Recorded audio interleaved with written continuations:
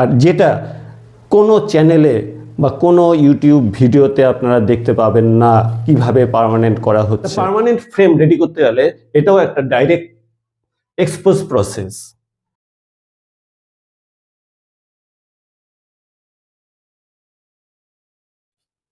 Hello friends, আবার এলাম studio print ক্রাফটে আরও একটি নতুন ভিডিও নিয়ে আপনাদের সামনে।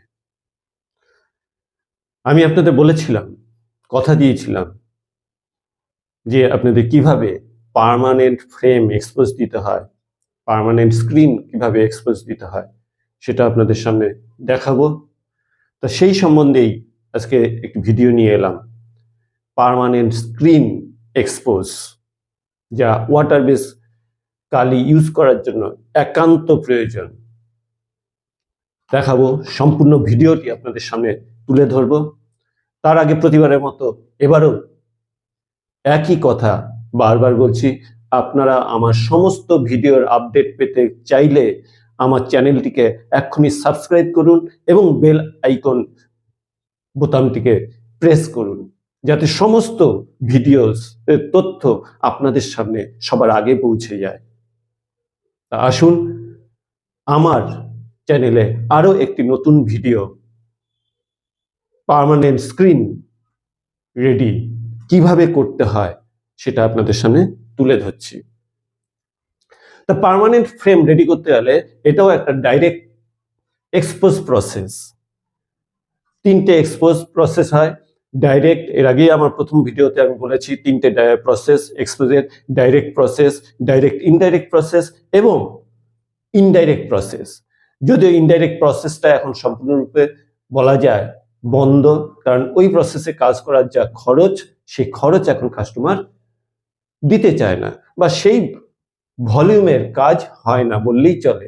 যার জন্য দুটো এক্সপোজই চলে, সেটা হচ্ছে ডাইরেক্ট এক্সপোজ এবং ডাইরেক্ট ইনডাইরেক্ট এক্সপোজ। এর মধ্যে ডাইরেক্ট এক্সপোজ যেটা আমরা পেপার প্রিন্টিং এর জন্য দিতে হয়, সেটা আপনাদের সামনে তুলে ধরেছি কিভাবে দিতে হয়, আমার ভিডিও রয়েছে সেই সম্বন্ধে। আপনারা চাইলে পরে আমার ডেসক্রিপশন বক্সে গিয়ে সেই সম্পর্কে তথ্য পেয়ে যাবেন। এবং ডাইরেক্ট ইনডাইরেক্ট এক্সপোজ, যেটা ক্রোমোলিন দিয়ে এক্সপোজ দিতে হয় ফাইন জব করার জন্য, প্রিন্ট করার জন্য যে এক্সপোজটা, সেটা হচ্ছে ডাইরেক্ট ইনডাইরেক্ট এক্সপোজ। সেই সম্বন্ধে ভিডিও আপনাদের সামনে রয়েছে। তাই এবার দেখাবো ডাইরেক্ট এক্সপোজেরই একটা পার্ট, পার্মানেন্ট স্ক্রিন এক্সপোজ। এই পার্মানেন্ট স্ক্রিন এক্সপোজের জন্য আমি আপনাদের দেখাই। আমরা ডাইরেক্ট এক্সপোজের জন্য যেমন কাঁচা এক্সপোজ, আমরা বলি কাঁচা এক্সপোজ, যেটা ওয়াশেবল এক্সপোজ ডাইরেক্ট এক্সপোজে, সেটা আমরা এই সোনা কোট ইউজ করি, যেটা আমরা ডিকোটার কাজের পর ডিকোটার ইউজ করলে পর ফ্রেম ওয়াশ হয়ে যায়, অর্থাৎ রিইউজ হয় ফ্রেম, আবার পুনরায় ব্যবহারযোগ্য হয়ে ওঠে, মেশটাকে ফিরিয়ে আনা যায়। কিন্তু পার্মানেন্ট এক্সপোজে সেটা সম্ভব নয়। পার্মানেন্ট এক্সপোজে একবারই এক্সপোজ হয় এবং সেটা থেকে যায়, সেটা ওয়াশেবল নয়। কখনোই আপনারা ওয়াশ করে সেই এক্সপোজকে নষ্ট করতে পারবেন না বা পুনরায় মেশে ফিরিয়ে আনতে পারবেন না ফ্রেমটিকে। তা ডাইরেক্ট এক্সপোজে, কাঁচা এক্সপোজে ইউজ হয় সোনা কোট, কিন্তু পার্মানেন্ট এক্সপোজে ইউজ হয় হচ্ছে ব্লু ইমালশন, যেটা হচ্ছে CS5 ওয়াটার বেস। আমি দেখাতে বলবো ভালো করে। এই ক্যাটাগরির ইমালশনটা ইউজ হয় ডাইরেক্ট এক্সপোজের ক্ষেত্রে। CS5WR ব্লু, সব লেখা আছে, direct emulsion for water base ink. দোকানে গিয়ে বললেই দিয়ে দেবে যে পার্মানেন্ট ফ্রেম এক্সপোজ করব, তার জন্য পার্মানেন্ট ইমালশন যেটা প্রয়োজন সেটা দিন, দোকানদার চাইলেই দিয়ে দেবে। যেটা আমরা কাঁচা এক্সপোজে যেমন ব্রাইকোমেট অর্থাৎ সেন্সিটাইজার ইউজ করি, এখানেও ঠিক একইভাবে আমাকে পার্মানেন্ট ইমালশনের সাথে সেন্সিটাইজার ইউজ করতে হবে। রেশিও কিন্তু এক, সেম রেশিও, অর্থাৎ 8:1। এটা যদি আমি 8 চামচ দিই, এটা দিতে হবে 1 চামচ। দুটোর ক্ষেত্রেই রেশিও এক, এক্সপোজ টাইম এক, সমস্ত কিছুই এক। কিন্তু এটাতে কি হবে, পার্মানেন্ট এক্সপোজ হবে, এটাতে ওয়াশেবল এক্সপোজ হবে। তা আসুন আমরা এটা মিশিয়ে নিই।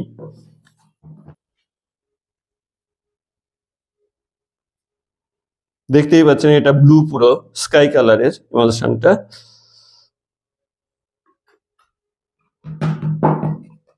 আমার প্রয়োজন মতো আমি নিয়ে নিলাম।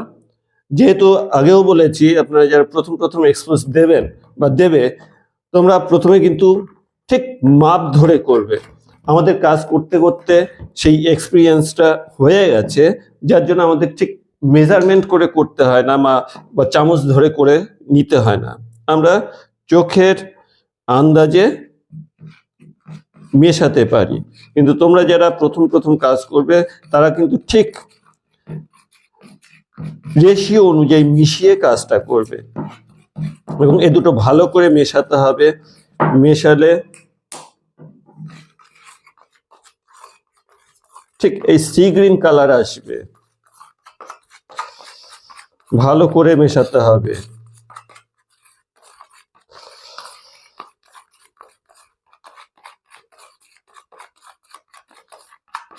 এই এক্সপোজটা দিয়ে আমার একটা গেঞ্জি প্রিন্ট হবে, যার জন্য আমি পার্মানেন্ট এক্সপোজটা দেখাচ্ছি। টি শার্ট প্রিন্ট হবে।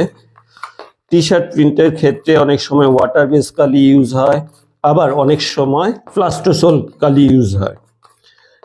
তা আমি এটা দিয়ে ওয়াটার বেসও ইউজ করতে পারবো, প্লাস্টোসোলও ইউজ করতে পারবো, অর্থাৎ প্লাস্টোসোলেও কাজ করতে পারবো, ওয়াটার বেসেও কাজ করতে পারবো।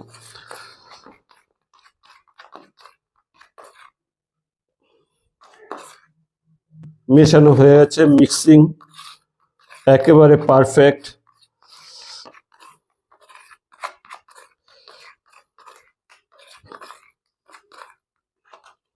এবার এটা আমি স্ক্রিনে ট্রান্সফার করবো, মেসে ট্রান্সফার করব। ঠিক একই প্রসেস, সমস্ত আমি ডাইরেক্টে যা যা প্রসেস বলেছিলাম সেম প্রসেস।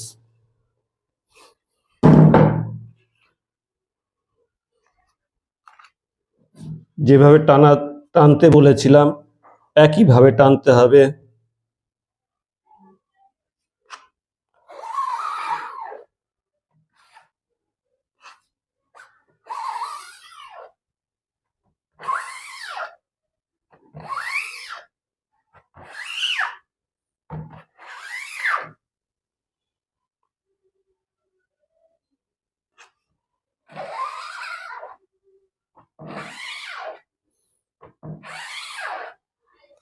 এবার দুদিক থেকেই, কিন্তু এর আগেও বলেছিলাম দুদিক থেকে ইমালশনটাকে আমাকে ভালো করে তুলতে হবে।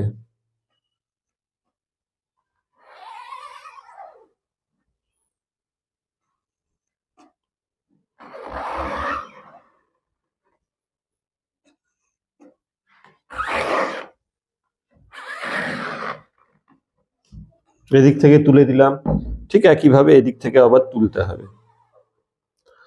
আর ওয়াটার বেস কালির জন্য যে ফ্রেমটা আমাদের এক্সপোজ দিতে হয়, যে মেসটা নিতে হয়, সেটা যত কম মেস নেওয়া যাবে তত ভালো প্রিন্ট হবে। যেমন এটা 16 নম্বর মেসের কাপড়। 16 নম্বর মেসে আমি কাজ করব ওয়াটার বেস ইঙ্ক দিয়ে। আবার এদিক থেকে একটু তুলে নেব, অর্থাৎ স্ক্রিন থেকে মেস থেকে যতটা সম্ভব ইমালশনটাকে ভালো করে তুলে নিতে হবে। আগেও বলেছি যেটা যত ভালো ইমালশনটা দেওয়া হবে তত ভালো এক্সপোজ হবে।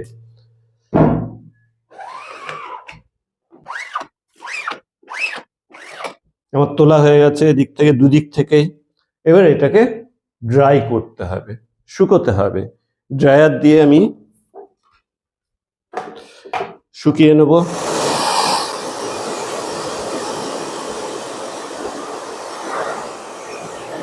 দুদিক দিয়েই ড্রায়ার মারতে হবে যাতে তাড়াতাড়ি শুকিয়ে যায়, এবং ইমালশনটা দুদিক থেকেই যাতে ভালো করে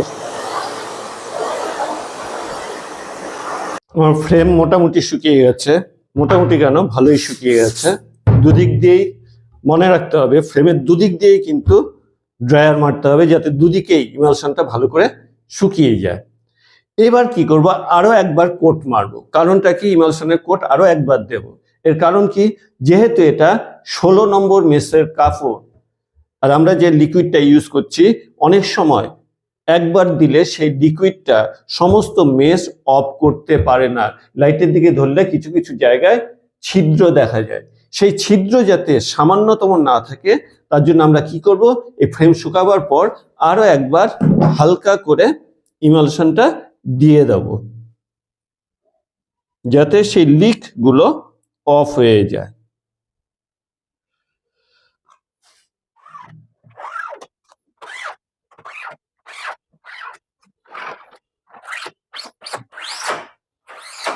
এটা যে কোনো একদিক দিয়েই দিলে হবে, সামনে দিয়ে অথবা এদিক দিয়ে, যে কোনো একদিকে সেকেন্ড বার টেনে দিলেই হবে এবং ঠিক একইভাবে আবার ড্রায়ার দিয়ে নিতে হবে।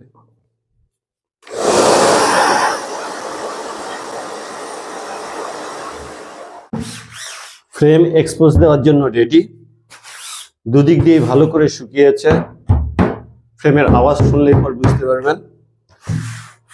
এবার আমি ফ্রেমটাকে সানলাইটে এক্সপোজ দেব।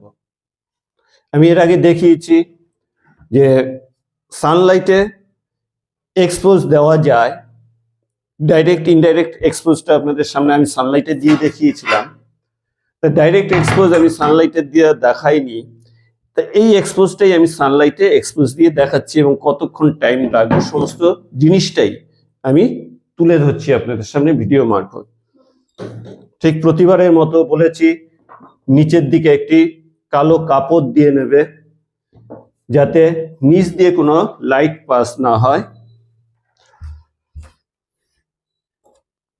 একটা স্পঞ্জ দেওয়া আছে, স্পঞ্জ কি করে, স্পঞ্জটা চেপে ধরতে সাহায্য করে, যে ফিল্মটা এক্সপোজ দেওয়া হবে সেই ফিল্মটা চেপে ধরতে সাহায্য করে। এই যে লোগোটা, এই লোগোটা আমি প্রিন্ট করব টি শার্টের বাঁদিকে চেস্ট পজিশনে, লেফট সাইডে চেস্ট পজিশনে আমি প্রিন্ট করব। এবার তার মাপঝোঁক আমার নেওয়া আছে, কোন জায়গায় রেখে এক্সপোজ দিলে আমার চেস্ট পজিশনে প্রিন্টটা হবে, আমি সেই পজিশনে আমি ঠিক এইভাবে উল্টো করে বসিয়ে দিতে হবে যাতে এক্সপোজটা সোজা হয়। যেহেতু আমি সরাসরি গেঞ্জির উপর প্রিন্ট করব,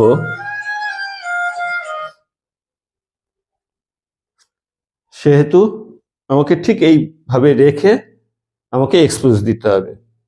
এর উপর কি করব, আরো একটি গ্লাস আমি চাপিয়ে দেব, চাপিয়ে দিয়ে এবার এটাকে নিয়ে আমি সানলাইটে যাব।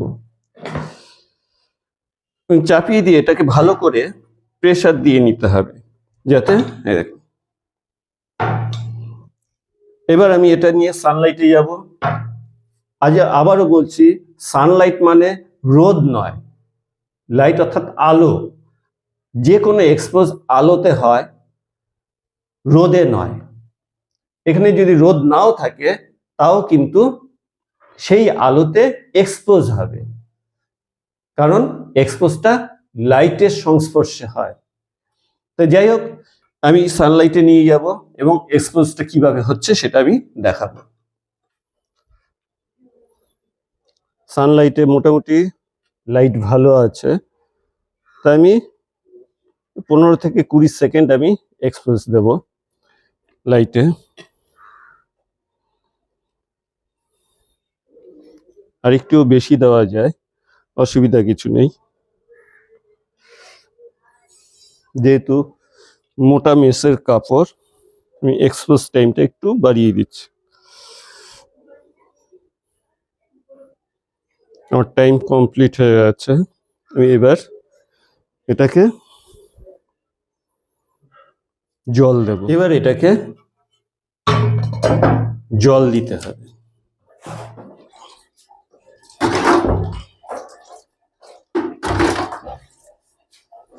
দেখতে পাচ্ছি লোগোটা এক্সপোজ হয়েছে।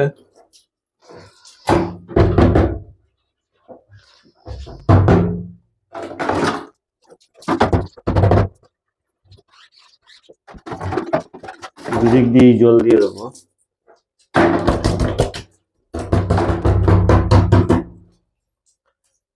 এবার এটাকে স্প্রে করব ভেতরে নিচে রেখে।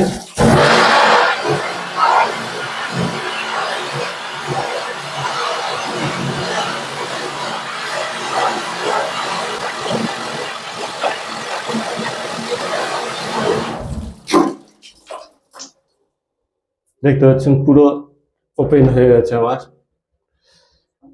লোগোটা, হুন্ডার লোগো টি শার্টে প্রিন্ট হবে, কর্পোরেট হাউসের কাজ এটা।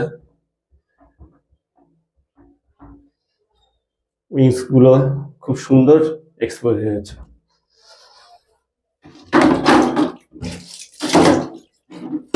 এটাকে ভালো করে রোদে রেখে শুকাতে হবে কিংবা ড্রায়ার দিয়ে শুকিয়ে নিতে হবে। প্রত্যেকটা জায়গা খুব সুন্দর এক্সপোজ হয়েছে। শুকানোর আগে আমি একটু কাপড় দিয়ে মুছে নিলাম জলটাকে, যাতে ড্রায়ার দিয়ে তাড়াতাড়ি শুকানো যায়।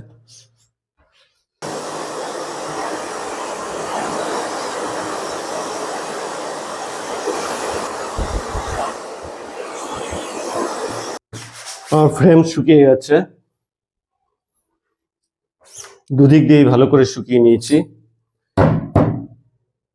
এবার দেখে নেব যেটা কোথাও লিক আছে নাকি, ফ্রেমের কোথাও লিক আছে নাকি সেটা লাইটে ধরে দেখে নিতে হবে। ফ্রেমের লিক যেখানে থাকবে সেখানে অফ করে দিতে হবে, তুলি দিয়ে সেটাকে অফ করে দিতে হবে লিক থাকলে। তবে আমার ফ্রেমের কোথাও লিক নেই, এটা আমি দেখে নিয়েছি, কারণ দুবার কোট মারা হয়েছে, তারপরেও এক্সপোজ খুব সুন্দর হয়েছে এবং কোথাও সামান্য লিক পর্যন্ত নেই। তো এই হচ্ছে পার্মানেন্ট ফ্রেমের এক্সপোজ প্রসেস। কিন্তু না, এখানেই শেষ নয়। আপনাদের সবাই যত চ্যানেলে আপনারা ভিডিও দেখবেন, কেউ কিন্তু এর পরের ধাপ আপনাদের দেখাবে না। এটা কিন্তু এখনো পার্মানেন্ট হয়নি। হ্যাঁ, ডিকোটার দিয়ে আপনি ওয়াশ করতে পারবেন না, কিন্তু এই এক্সপোজ আপনি ব্লিচিং দিয়ে ওয়াশ করে দিতে পারবেন, অর্থাৎ এটাকে আবার আপনি পুনরায় মেশে ফিরিয়ে আনতে পারবেন। সো এটা পার্মানেন্ট নয়, এখনো পার্মানেন্ট হয়নি। এবার পার্মানেন্ট করতে গেলে কি করতে হবে? আমি আপনাদের গ্যারান্টি দিয়ে বলতে পারি, এই পার্মানেন্টের লাস্ট ধাপ আপনাদের কেউ দেখাবে না। পয়সা দিয়ে আপনাদের শিখতে হবে কিভাবে পার্মানেন্ট করতে হবে, কিন্তু আপনাদের আমি সেই ট্রিক্সটি দেখিয়ে দিচ্ছি যেটা করলে ফ্রেম পুরোপুরি পার্মানেন্ট হবে। এর জন্য কি করতে হবে? ফ্রেম সানলাইটে এক্সপোজ হওয়ার পর সানলাইটে ভালো করে শুকিয়ে নেবেন। আমি যেহেতু আপনাদের দেখাবার জন্য করছি, সেহেতু আমি সানলাইট নয় ড্রায়ার দিয়ে আমি শুকিয়ে নিয়েছি। এবার যেটা করতে হবে, লাস্ট স্টেপ, এটা হচ্ছে আমরা যে সেন্সিটাইজারটা মেশাচ্ছি ইমালশনের সাথে, সেই সেন্সিটাইজার আপনাকে দুপাশে ভালো করে দিয়ে দিতে হবে আবার এই এক্সপোজ ফ্রেমের উপর। এক্সপোজ ফ্রেমের উপর দুপাশে ভালো করে দিয়ে দিতে হবে।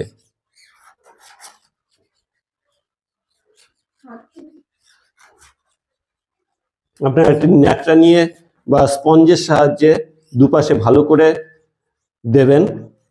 যেহেতু ছোট ফ্রেম, আমি হাত দিয়েই দিয়ে দিচ্ছি। এক পাশে আমার দেওয়া হয়ে গেল, সেন্সিটাইজার দিয়ে দিলাম। এবার আরেক পাশে আমি সেন্সিটাইজার দেব। দুপাশেই মনে রাখবেন, দুপাশেই কিন্তু দিতে হবে। এই প্রসেসটি না করলে ফ্রেম কখনোই পার্মানেন্ট হবে না।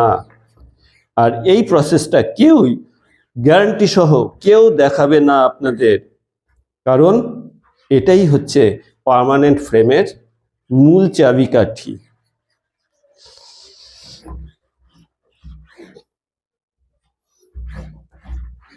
আমি দিয়ে দিলাম ভালো করে। এবার এটাকে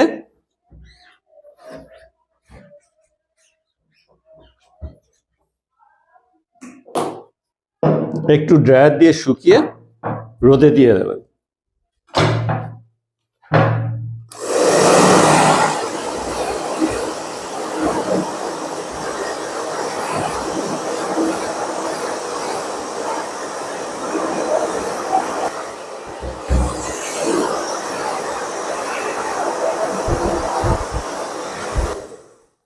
এটা শুকানো হয়ে গেল আমার।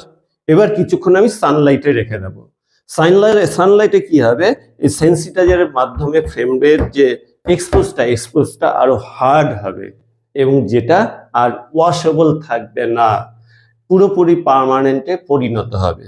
আমি এটাকে কিছুক্ষণ সানলাইটে রেখে তারপর আপনাদের আবার দেখাবো সানলাইটে রাখার পর ফ্রেমটা কি প্রসেসে কি পজিশনে এলো।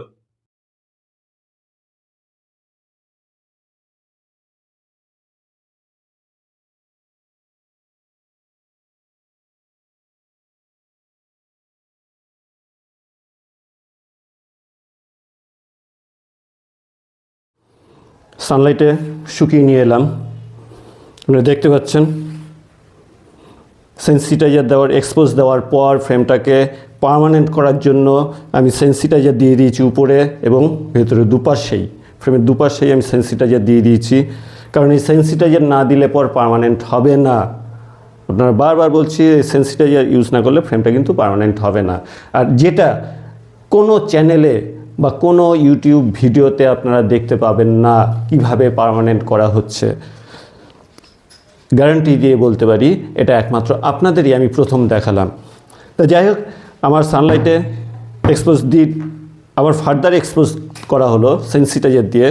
একবার এক্সপোজ করলাম আমি স্ক্রিনটাকে ওপেন করে রাখার জন্য, যে জায়গাটু প্রিন্ট হবে সেই জায়গাটা এক্সপোজ দিলাম।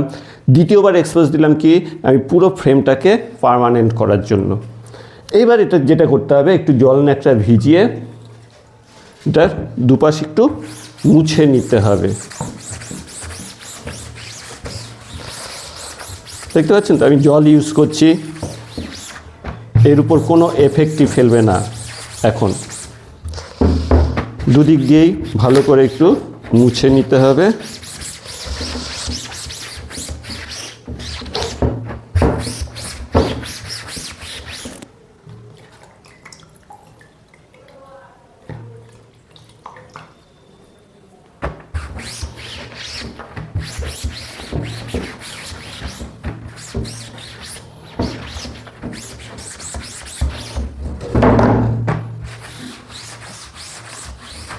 এবার এতে আপনারা ওয়াটার বেস কালি ইউজ করতে পারবেন। এতে এবার জল লাগলেও কোনো অসুবিধা হবে না এবং এটা কিন্তু আর ওয়াশেবল থাকলো না, অর্থাৎ আমি এই ফ্রেমটাকে চাইলে আর মেসে ফিরিয়ে আনতে পারবো না।